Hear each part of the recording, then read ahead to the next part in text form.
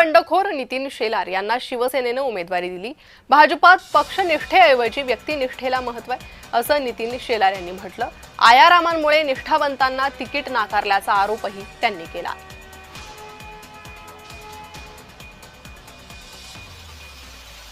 आयारामांमुळे निष्ठावंतांना ticket नाकारल्याचा आरोप त्यांनी केलेला आहे।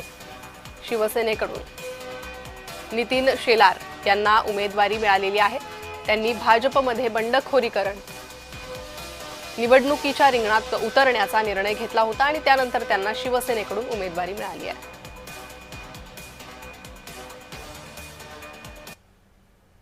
जे पक्षनिष्ठा बाळगतात त्यांना उमेदवारी डावलून भारतीय जनता पार्टीने व्यक्तिनिष्ठा ठेवणाऱ्या लोकांना या ठिकाणी तिकीट दिलेलं आहे।